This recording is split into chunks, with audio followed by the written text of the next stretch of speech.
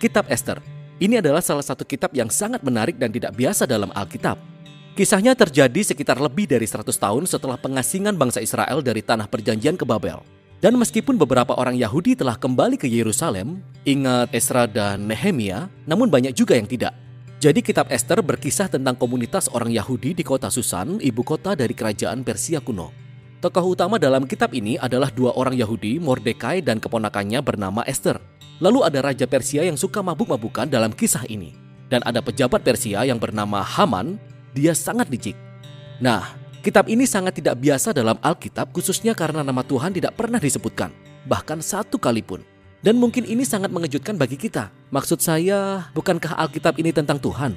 Tetapi ini adalah cara cerdas penulis yang tidak pernah diketahui identitasnya.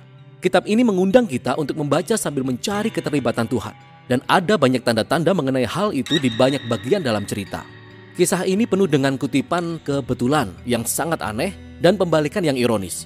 Dan semua itu memaksa kita untuk melihat bahwa tujuan Tuhan sedang dikerjakan dari balik layar. Mari kita selami kisahnya.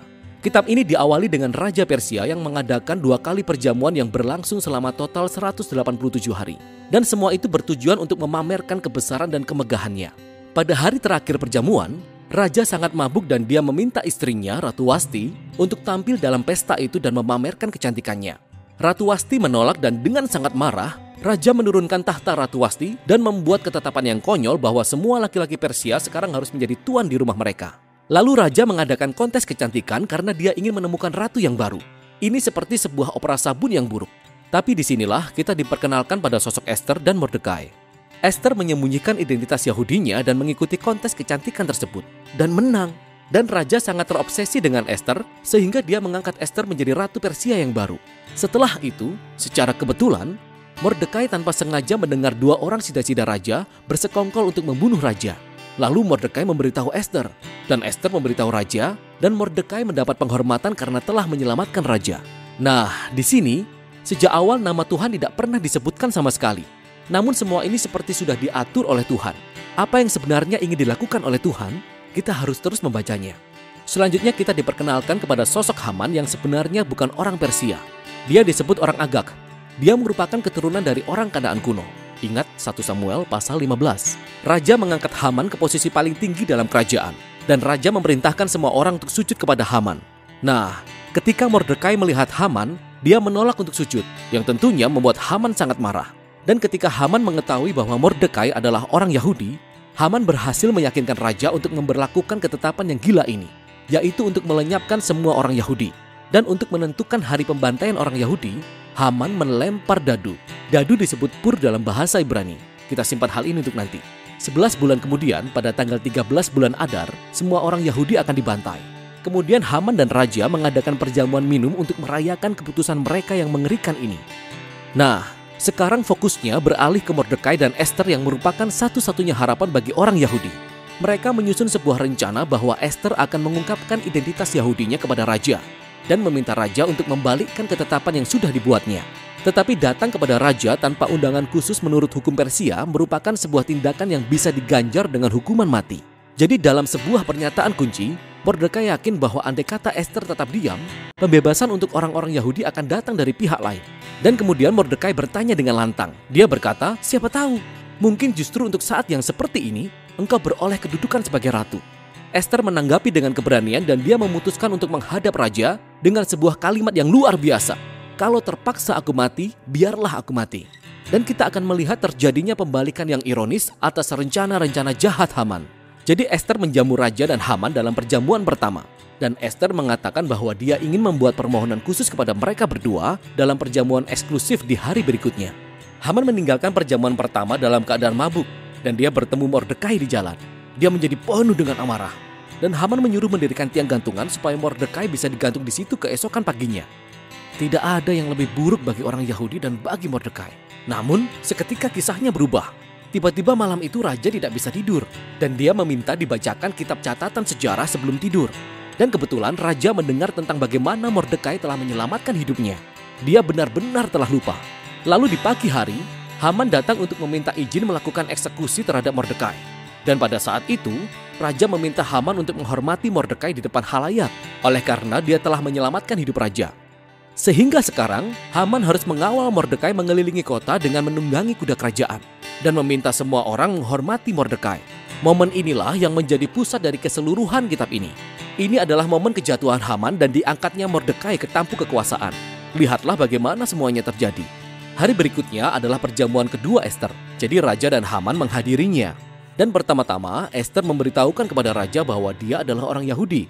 Dan kedua, bahwa Haman telah memberlakukan ketentuan untuk membunuhnya dan membunuh Mordekai yang telah menyelamatkan nyawa raja dan untuk membunuh semua orang Yahudi.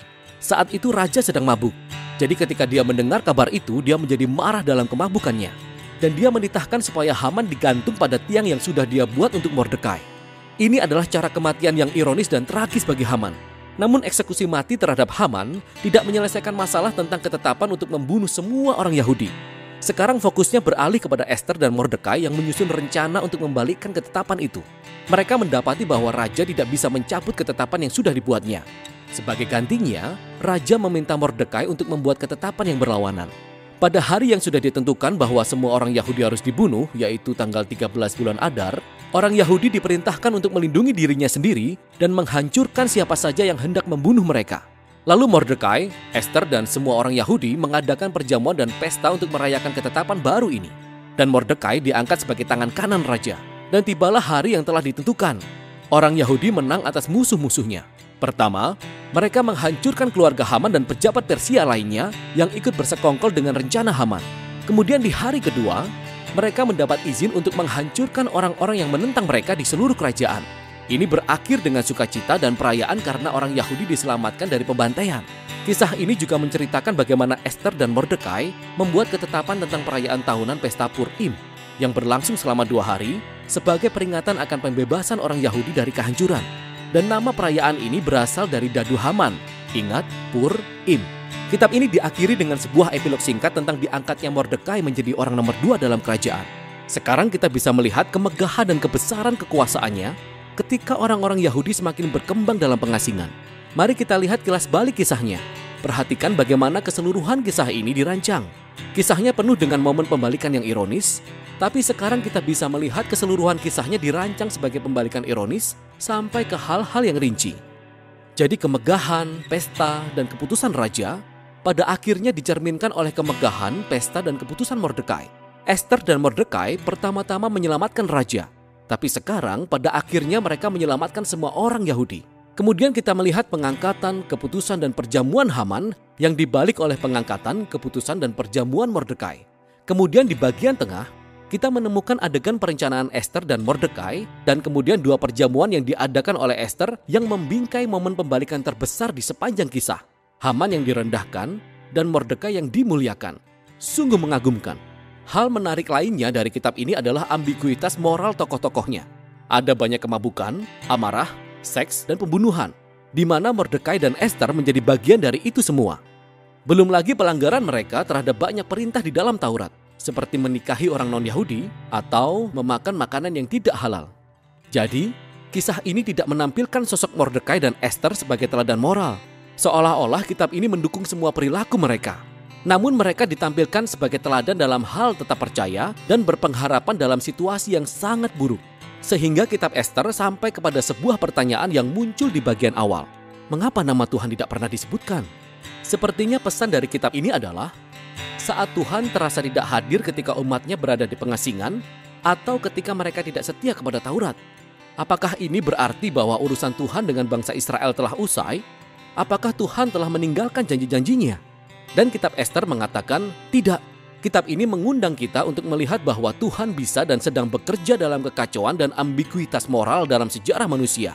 Dan dia memakai kesetiaan orang-orang yang bahkan telah berkompromi secara moral untuk mencapai tujuan-tujuannya. Jadi, kitab Ester mengajak kita untuk percaya kepada pemeliharaan Tuhan bahkan ketika kita tidak dapat melihatnya sedang bekerja. Dan tetap berharap bahwa sekalipun situasinya sangat buruk, Tuhan berkomitmen untuk menebus dunianya. Dan itulah isi kitab Ester.